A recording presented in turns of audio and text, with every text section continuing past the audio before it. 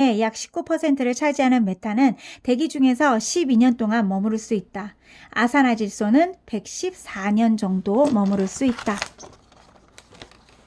일반적으로 오염물질은 화학 반응을 통해 사라지거나 빗물에 씻겨 대기 중에서 며칠만 머무를 수 있다. 이에 비하면 이산화탄소를 비롯한 온실가스는 지속해서 지구에 영향을 미칠 수 있다. 따라서 온실가스는 대기 오염 물질이라기보다는 핵 폐기물에 더 가깝다 볼 수 있다. 온실효과를 가장 크게 일으키는 수증기는 일반적으로 온실가스로 분류하지 않는다. 온실가스가 증가하면 지구온난화로 말미암아 해양에서 증발하는 양이 많아져 대기의 수증량을 증가시킨다. 지구 평균 기온이 1도 상승하면 수증기가 7% 증가한다. 결과적으로 수증기는 온난화의 직접적인 원인은 아니지만 온난화를 가속하는 양의 되먹임으로 작용한다.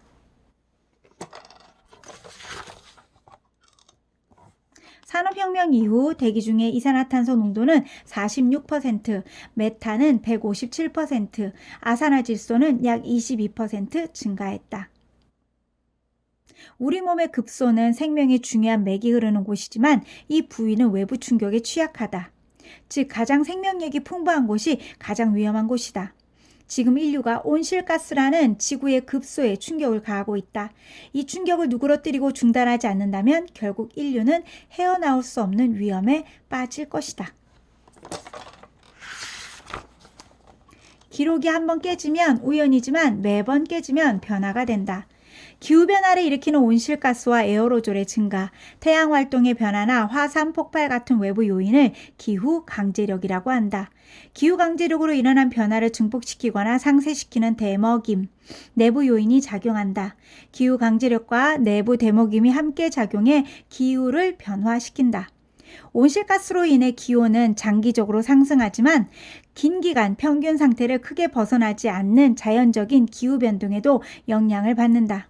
기후변동은 열을 전달하고 분배하는 과정에서 발생하는데 해양 생태에 가장 큰 영향을 받는다. 해양이 대기에 미치는 가장 큰 자연적인 영향은 엘니뇨나 라니냐다.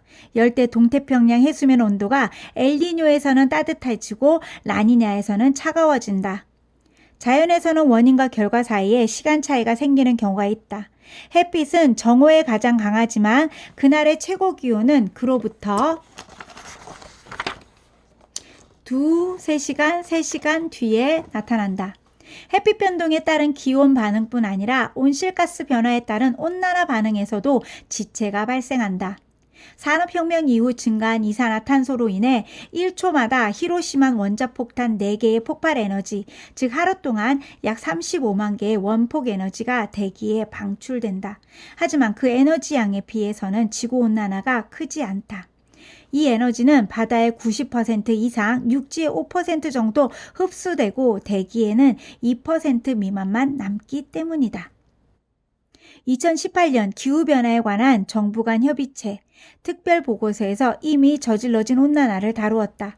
현재 온실가스 농도가 변하지 않는다고 해도 기온 상승이 앞으로 20에서 30년 동안은 0.5도를 약간 밑돌고 이번 세기 말에는 거의 0.5에 도달할 것으로 전망했다. 이제 극한 에너지가 정상이다. 산업혁명 이후 세계적으로 극한 날씨가 많이 증가했다. 기후변화로 극한 날씨 현상이 일어날 가능성이 높아진다는 사실을 확률적으로 분석할 수 있다. 기후변화로 평균 기온이 상승하면 폭염이 발생시키는 임계 온도를 넘는 경우가 많이 발생한다. 이와 함께 온실가스 증가는 지구 대기의 충격으로 작용해 기온 분산이 커진다. 이는 심한 감기에 걸리면 발열과 오한이 반복되며 체온이 심하게 변하는 것과 같다. 지구온난화가 진행되고 있지만 여전히 한파가 발생한다. 이를 설명하기 위해 기후에 미치는 인간의 영향을 사기꾼의 주사위로 비유할 수 있다. 이를테면 현재 지구의 기온은 인간 활동에 의한 온실가스 증가로 특정 숫자 쪽에 무게를 더한 주사위다.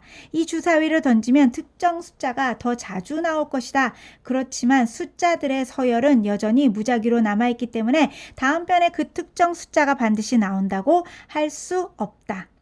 적도지방은 북극지방보다 태양 에너지를 많이 받으므로 남북 간의 에너지 차이가 커진다. 온실가스가 증가하면서 더욱더 따뜻해지고 증발되는 물의 양도 많아진다. 이로 인해 더 많아진 수증기는 결국 더 많은 비가 되어 내린다. 더 비가 많이 내리는 지역은 더 많은 구름을 만들기 위해 습한 공기가 더 많이 상승한다. 인류가 화석 원료를 태워 온난화가 일어난다고 하는데 겨울철에는 이와는 반대 현상인 한파도 여전히 발생한다. 온난화도 한파도 사실인데 왜 이 대립되는 현상이 함께 일어나는가? 제트기류는 북극권의 공기와 중위도의 공기를 분리하는 역할을 한다. 여름철 도심 상가에서 볼 수 있는 에어커튼과 같은 이치다. 에어커튼은 문을 열어놓고서도 위에서 아래로 강한 바람을 불게 해 상점 안쪽 공기가 밖으로 나가는 것을 막는다. 국립기상과학원의 연구에 따르면 앞으로 우리나라에서 온난화는 여름철에 뚜렷이 나타나고 겨울철에 좀 더 서서히 나타날 것으로 보인다. 여름철에는 자연적인 기온 변동이 작아 온난화 신호가 뚜렷하게 드러나지만 겨울철에는 자연적인 기온 변동이 커서 온난화 신호가 뚜렷하지 않기 때문이다. 온실가스로 열받은 바다가 강한 태풍을 일으킨다. 태풍은 따뜻한 열대 바다에서 발생하는 강한 저기압성 소용돌이이다. 자연재해에서 일어나는 현상 중 이유 없는 것은 없다. 태풍은 지구의 에너지 불균형을 조절하기 위해 발생하는 현상이다. 태양열이 극지방보다 적도에 더 많이 내리쬐이므로 남북 간 에너지 차이가 발생한다. 이 차이를 해소하지 않으면 적도지방은 점점 뜨거워지고 극지방은 점점 추워져 생명이 살 수 없게 된다. 남북 간의 에너지 불균형을 없애는 과정에서 모든 기산 현상이 발생한다. 태풍은 따뜻한 해양에서 나오는 열 에너지를 이용해 소용돌이 바람을 일으키고 대기로 열을 방출하는 거대한 자연 엔진이다. 자연이 만들어낸 태풍 엔진의 효율은 약 33% 정도로 인간이 정교하게 만든 자동차 엔진의 효율과 거의 같다. 해양 수온이 26도를 넘어야 태풍이 생길 수 있다. 바다가 따뜻해야 그 위 공기가 수증기를 더 많이 품을 수 있기 때문이다. 수증기는 하얀 석탄이라는 별명을 가지고 있는데 이 수증기가 곧 태풍의 연료다. 태양열이 수증기 안에 숨은 상태로 대기에 공급된다. 온실가스가 증가해 기온이 상승하면 그 열이 바다로 흡수되어 수온을 상승시킨다. 지난 수십 년 동안 해수면 온도는 0.5도 상승했다. 따뜻해진 바다는 더 많이 증발되며 더 많은 수증기를 대기에 공급한다. 태풍 안에서 응결된 수증기는 엄청난 양의 비가 되어 내린다. 2017년 허리케인 하비가 텍사스와 루이지애나를 넘나들며 6일 동안 육지 위에 123조 리터의 비를 뿌렸다. 이 양은 소양강댐을 42번 채울 수 있는 어마어마한 양이다. 태풍은 엄청난 양의 비와 함께 강한 바람을 동반하는 것이 특징이다. 해수면 온도가 1도 상승하면 최대 풍속은 약 8m 강해질 수 있다.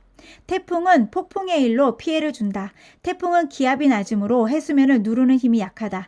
이로 인해 해수면이 상승하며 태풍이 이동하면 상승했던 바닷물이 하강해 진동이 발생한다. 이를 폭풍해일이라 하고 저지대 연안 지역을 침수시킨다. 지구온난화로 비가가 높고 해양 열팽창으로 지구 평균 해수면이 지난 100년 동안 약 20cm 상승했다. 이 세수면 상승은 폭풍해일의 피해를 더욱 악화시킨다.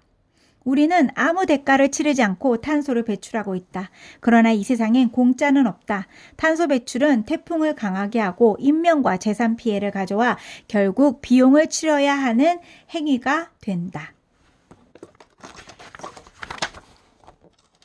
내 나라 하늘은 곱기가 지랄이다.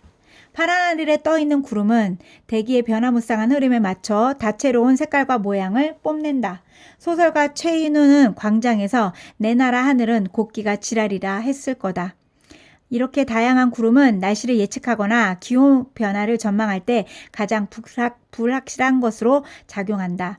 레오나르도 다빈치는 구름을 표면이 없는 물체라고 표현을 했다. 하늘에 뜬 구름은 시기에 따라 높이에 따라 기상 상태에 따라 여러 가지 모양으로 나타나기 때문이다. 구름은 태양빛과 어우러져 다양한 색깔로 자신과 하늘을 물들인다. 미국의 자연주의자 헬린 데이비스 소로는 눈물을 머금은 구름에 비친 태양만큼 아름다운 것은 없다라고 했다. 저구는 덩어리져 있다는 뜻이며 맑은 날에 볼 수 있다. 우리말로는 뭉게구름이라고 한다. 저구는 꽃양배추 머리와 같은 흰 소용돌이를 닮았다. 충운은 편편하고 폭넓게 퍼진 채 우중충한 회색 하늘로 드러난다. 충운이 끼면 하늘이 낮아져 답답한 느낌이 든다. 가장 높은 구름인 권우는 우리말로 새털구름이다. 이 구름은 하늘 높이 떠있는 얼음 결정으로 이루어진다. 대부분의 구름은 솜털처럼 가벼운 느낌을 준다. 하지만 예외가 있다. 아주 험악한 날씨와 마주쳤을 때 마주볼 수 있는 정난운이다. 우리말로는 샌비구름이다. 이 구름은 폭우, 우박, 강풍, 번개, 눈보라 등을 품고 있고 그 에너지는 히로시마 원자폭탄 10개와 맞먹는다. 인간도 구름을 만든다. 비행기가 지나간 자리에는 가늘고 긴 직선형의 구름이 생긴다. 비행기 배기가스에서 나오는 수증기와 먼지가 만들어낸 구름이다. 이 연약해 보이는 구름도 날씨에 영향을 미친다. 2001년 9.11 테러 직후 며칠 동안 미국 내의 모든 상업 비행이 중단되었다. 비행운이 사라지자 평소보다 낮에는 더 많은 태양빛이 지상에 와 닿고 밤에는 더 많은 지구열이 우주로 빠져나갔다. 이로 인해 미국에서는 낮과 밤의 일교차가 커졌다. 얼굴이 사람의 마음이며 몸의 상태를 보여주는 지표이듯 다양한 구름은 서로 각기 다른 날씨를 보여주는 지표가 된다. 구름은 태양열이 이 지표면을 가열하여 공기덩이가 상승하는 대류로 만들어진다. 저기압 안에서는 차가운 공기 위로 따뜻한 공기가 상승해 구름이 만들어진다. 구름은 각기 모양이 다르지만 만들어지는 과정은 같다. 구름방울은 중력 때문에 아래로 떨어지려 하나 공기 저항으로 아주 느리게 낙하한다.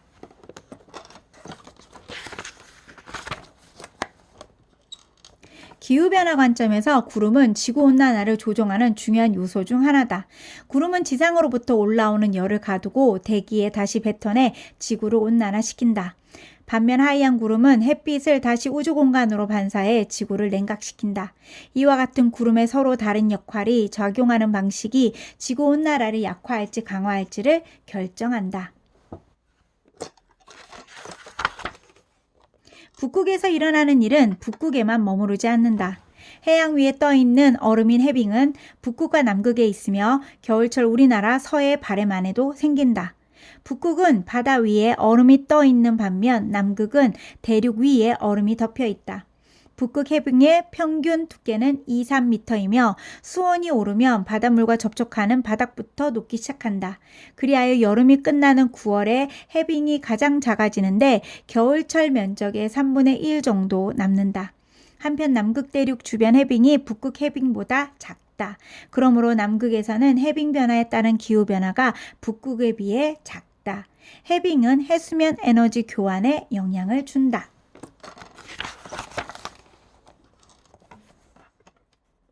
해빙이 녹는다고 해도 해수면을 상승시키지는 못한다. 얼음이 물보다 밀도가 낮아 해빙 전체의 무게와 물에 잠긴 해빙이 차지하는 부피만큼의 물 무게와 같기 때문이다. 하지만 사라지는 해빙은 북반구에서 나타나는 극단적인 날씨의 원인이 되므로 기후변화의 주요 지표가 된다. 북극 해빙은 중위도 날씨에 중요한 역할을 하는 제트기류를 변화시킬 수 있다.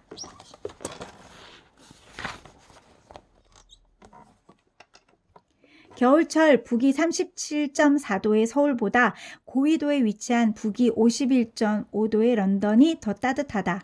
멕시코 만류로 인해 서유럽 사람들이 온난화 기후에서 살 수 있는 것이다. 이 컨베이어 벨트 같은 해양 순환이 끊긴다면 북대서양과 그 지역 주변은 차갑게 식을 수밖에 없다. 이것이 바로 12,900년 전에 빙하가 깨져 녹은 물이 북대서양으로 흘러들었을 때 발생한 현상이다. 북대서양과 그 일대 북아메리카 유럽 지역은 11,700년 전까지 빙하기로 되돌아간 듯 했다. 북극 해빙은 북극해에 서식하는 미생물부터 바다 코끼리나 북극곰처럼 큰 동물까지 무수한 생명체들이 정교한 먹여사슬로 얽혀나가는 살아가는 터전이다.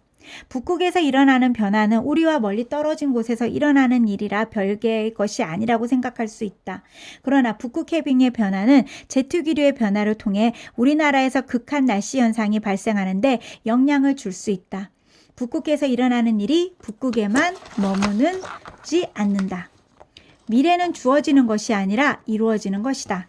기후변화에 관한 정부 간 협의체는 1988년 세계기상기구와 국제연합환경계획에 의해 설립된 국제연합 산하기구로 기후변화에 관한 객관적인 과학 정보를 제공하려는 목적에서 세워졌다. IPCC는 기후변화의 최근 연구 성과들을 취합하여 평가한 뒤 그 결과를 보고서로 제출한다.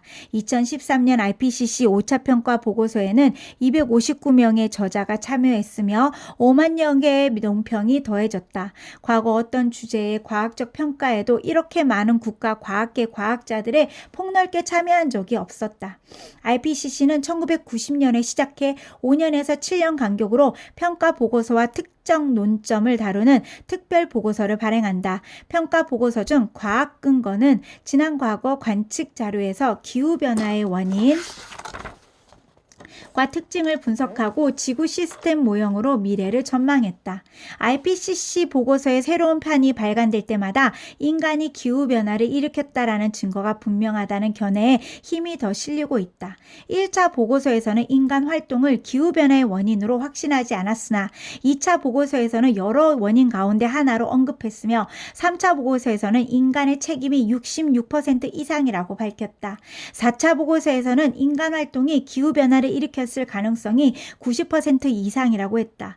5차 보고서에서는 인위적인 영향이 20세기 중반 이후 관측된 온난화의 주된 원인일 가능성이 95% 이상이라는 확신의 수위를 높였다.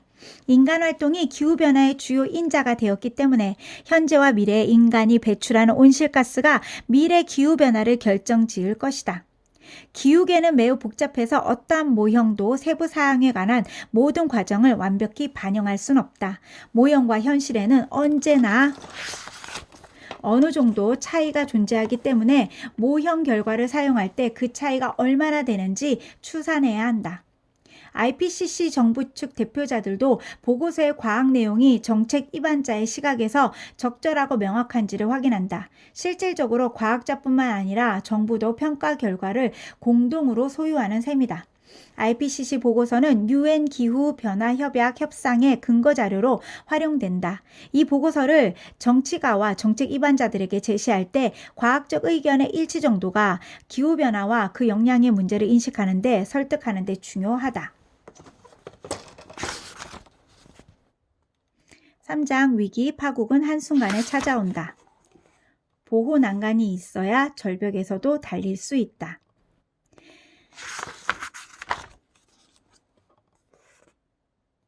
기후변화 위험 한계 지표는 이산화탄소 농도다. 극지방 빙하가 기후변화와 안정 여부를 판단하는 데 큰 역할을 한다. 극지방 빙하가 안정되기 위해서는 350 ppm 이하여야 한다. 현재 이산화탄소 농도는 405 ppm을 넘어 불확실 영역 350에서 450 ppm에 들어섰고 산업혁명 이후 이미 지구 평균 기온이 1도 상승했다. 이산화탄소 농도가 450 ppm을 넘어서면 지구 평균 기온이 파리 기후 협약의 기준인 2도 이상 상승하므로 고위험 영역에 진입한다. 성층권 오존층은 태양으로부터 온 자외선을 막아낸다. 오존층이 감소하면 피부암 발병률이 높아지고 생물계에 손상을 줄 수 있다. 산업혁명 이전 오존 농도의 5에서 10% 손실이 불확실 영역이다. 성층권 오존이 10%보다 더 손실되면 봄마다 극지방에서 오존 구멍이 생길 수 있다. 1987년 체결된 몬트리올 의정서에 따라 세계 모든 국가들은 성층권 파괴 물질인 염화불화탄소 CFCS의 생산을 금지했다. 현재 성층권 오존층이 조금씩 회복되고 있고 안정 영역에 머물고 있다. 성층권 오존은 환경 제한에 맞닥뜨렸을 때 국제적으로 신속하게 대응하는 데 대표적인 성공 사례다.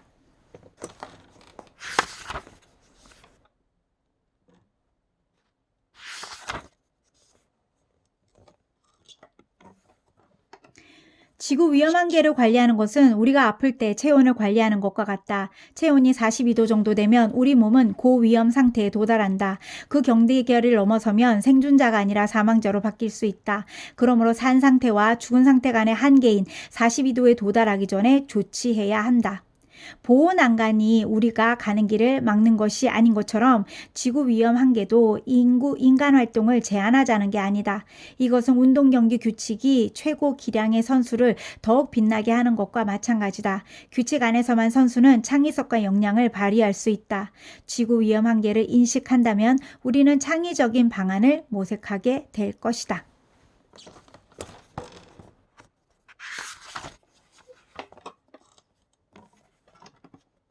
지구는 스스로 뜨거워질 수 있다. 우리가 온실가스를 계속 배출하면 지구는 한순간 찜통지구에 진입한다. 찜통지구는 지구가 스스로 온실가스를 배출해 기후변화를 증폭시키는 상태를 말한다. 이렇게 되면 티핑 포인트를 넘게 된다.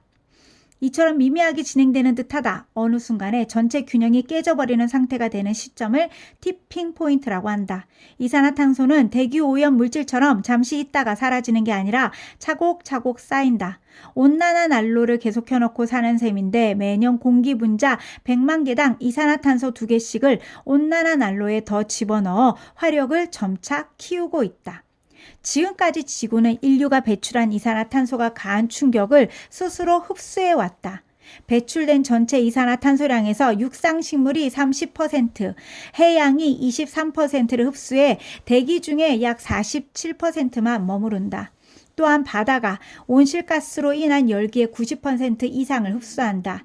이처럼 지구는 충격이나 교란이 일어났을 때 불완전한 상태를 회복시킬 수 있는 복원력을 가지고 있다. 지구는 끝없는 인내심과 수용력을 가지고 있어 기후변화 충격에도 잘 굴러가는 것처럼 보일 수 있다. 지구 시스템 내부에는 양의 되먹이므로 기후변화를 증폭시킬 수 있는 여러 가지 티핑 요소가 있다.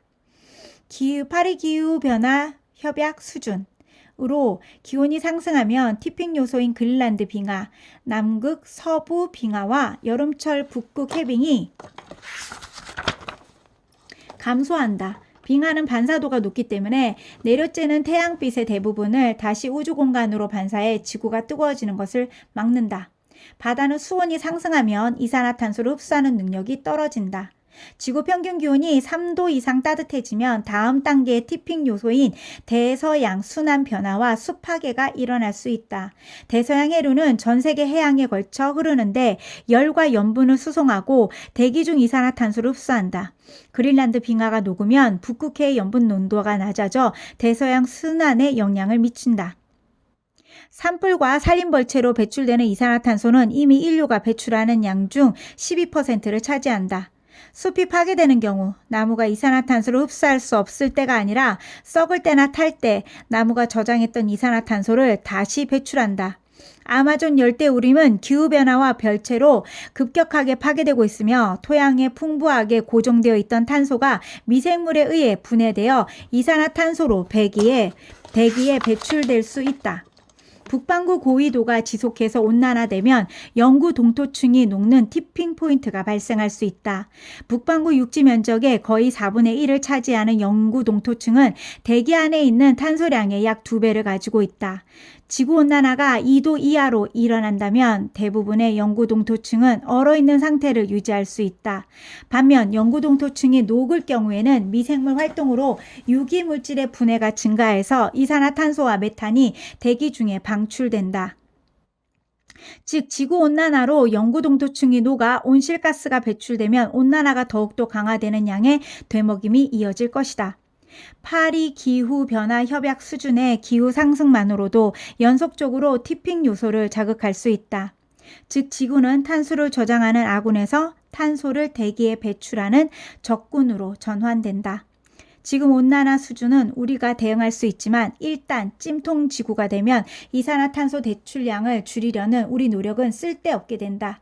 2018년 7월 독일, 스웨덴, 덴마크, 호주의 기후과학자 16명이 미국 국립과학 아카데미 회보에 발표한 논문에서 찜통 지구에 진입하면 지구 평균 기온이 4~5도 상승하고 해수면이 10에서 60m 높아질 수 있다고 주장했다.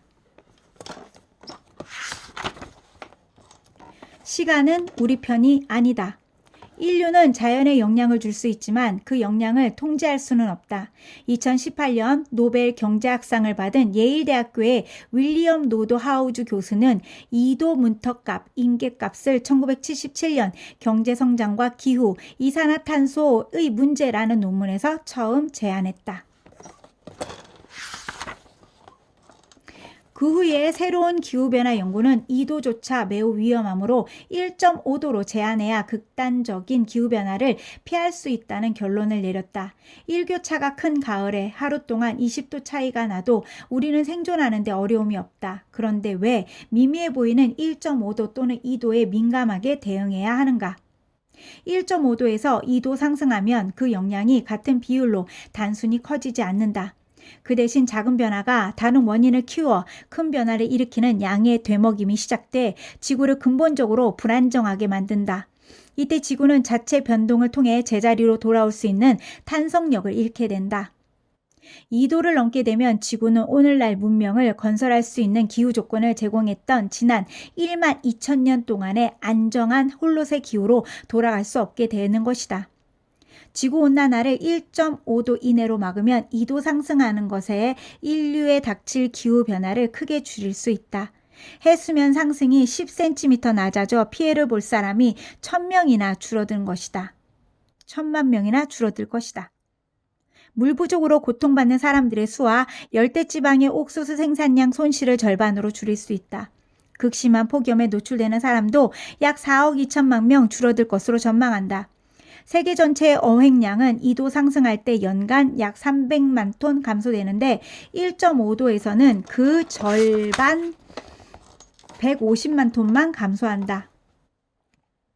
1.5도라는 목표를 달성하려면 온실가스 배출량은 2030년까지 2010년 수준에서 45% 줄여야 하며 2050년 순제로에 도달해야 한다. 재생에너지가 1차 에너지 공급의 50에서 65%, 전기 사용량의 70에서 85%를 공급해야 한다. 2018년 IPCC 특별보고서는 기후변화 대응이 불평등과 빈곤퇴치라는 문제와 함께 연계되어야 한다고 밝혔다. 세계 빈민층의 대부분이 자급자족 농업에 의존하고 있기 때문이다. 이로 인해 기후변화가 국가 간 불평등을 증가시킨다. 1.5도 이내로 상승률을 제한하면 2도에 비해 빈곤에 직면하게 될 인구를 수억 명 줄일 수 있다. 지구 규모는 아니지만 이미 국가 규모로 짧은 기간에 전체 시스템을 바꾸어 본 역사가 있다. 제2차 세계대전 당시 미국의 전시체계가 그 성공적인 예다. IPCC 특별보고서는 목표 1.5도를 달성하려면 2035년까지 연간 총 투자액이 2.4조 달러에 이를 것으로 측정된다. 스탠퍼드 대학교 마셜 버크 교수는 2017년 5월 네이처에 온실가스 저감으로 인한 경제적 이익이 이전에 믿어온 것보다 훨씬 더 크다는 논문을 발표했다. 기온이 낮아지면 생산성을 유지하고 증가시키는 데 큰 도움이 되며 탄소 배출을 줄이면 대기 오염, 특히 오염먼지나 그을음을 줄여 건강에 이익이 된다고 분석했다. 지구온난화를 2도가 아닌 1.5도로 유지하면 세기 말까지 20조 달러 이상을 절약할 수 있으며 세계적으로 불평등이 감소할 수 있다고 전망했다.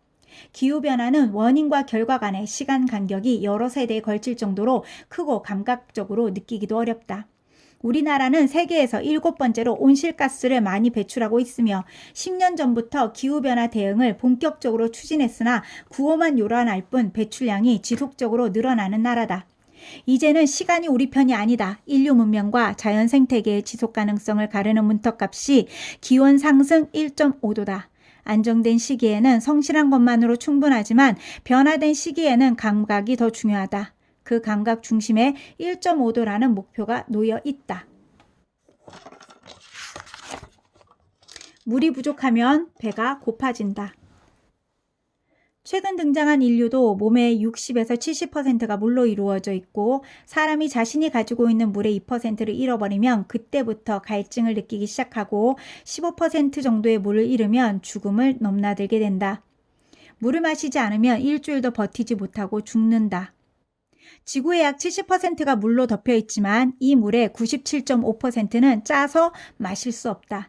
단지 2.5%만이 민물이며 그중 68.9%가 빙하에 갇혀 있고 30.9%는 지하에 묻혀 있고 0.3%만이 호수와 강에 각각 머물고 있으며 약 0.005%는 대기가 머문고 있다. 오늘날 인류는 이용 가능한 담수의 절반 이상을 이미 사용하고 있으며 이것은 전 지구물의 0.001%다. 지구온난화가 일어나면 지구적으로 해양 증발량이 많아지고 강수량이 증가하지만 그보다 더 큰 영향은 대기와 해양 간의 물순환이 더욱 빠르게 하는 것이다. 집중호우가 쏟아지면 하천 유출량이 커져 물을 저장하고 사용할 수 있는 효율량이 낮아지고 경작지의 토양 침식이 커진다. 반면 공기가 하강하는 지역인 건조 지역은 더욱 건조해져 가뭄 가능성이 훨씬 커진다.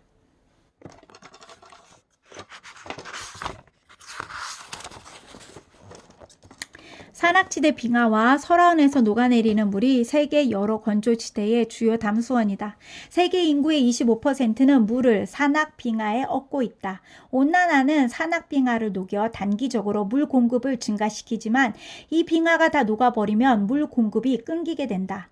아프리카 킬리만자로의 빙하가 사라져 이에 의존하는 동아프리카 사람들이 1년 내내 담수를 공급받는 중요한 원천을 잃어버렸다. 히말라야 빙하에서 녹은 물은 겐지지강, 인더스강, 메콩강, 양쯔강, 항어로 흘러들어 중국, 인도 등 아시아 여러 나라의 엄청난 사람들에게 식수와 농업용수를 공급한다. 히말라야 빙하를 잃어버린다면 10억 명 넘는 인구가 의존하고 있는 주요 담수원이 결정적 타격을 입게 된다는 의미다. 세계은행은 20세기가 석유 분쟁의 시대였다면 21세기는 물 분쟁의 시대가 될 것이라고 전망했다. 세계의 물 수요는 앞으로 14년 안에 55% 증가할 것으로 예상되지만 수자원은 필요량의 60%만 충족시킬 수 있다. 물 부족은 분쟁의 위험을 가속시킨다. 영어로 경쟁자를 뜻하는 라이벌이라는 단어를 뜻하는 라부스에서 유래했다. 경쟁은 제한된 물을 사용하기 위한 싸움에서 시작된 것이다. 목마름과 배고픔 앞에서 사람들은 살아남기 위해 모든 일을 한다. 필사적으로 싸우거나 국경을 넘게 된다. 강수량도 증가하지만 하천 유출량도 증가하며 다른 계절에 비해 여름철 유출량이 커질 것으로 전망된다. 이는 비가 더 많이 온다 하더라도 활용할 수 있는 물이 더 많아지지 않는다는 것을 의미한다.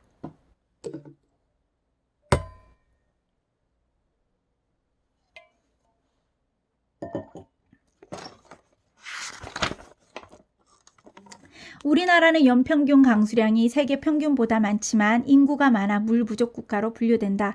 농축산물의 생산, 유통, 소비, 폐기 과정에 간접적으로 들어가는 물, 즉 가상수는 눈에 보이진 않지만 식량 무역을 통해 여러 나라에 이동한다. 우리나라는 일본, 이탈리아, 영국, 독일에 이은 세계 5위의 가상수 수입국이다. 우리의 생존은 다른 나라의 물에 달려있다. 이는 우리가 배고프지 않게 하기 위해 우리나라의 물뿐만 아니라 다른 나라의 물에도 의지하고 있음을 의미한다. 국제인구행동연구소는 국가별 물 상태를 물풍족, 물부족, 물기근으로 구분했다.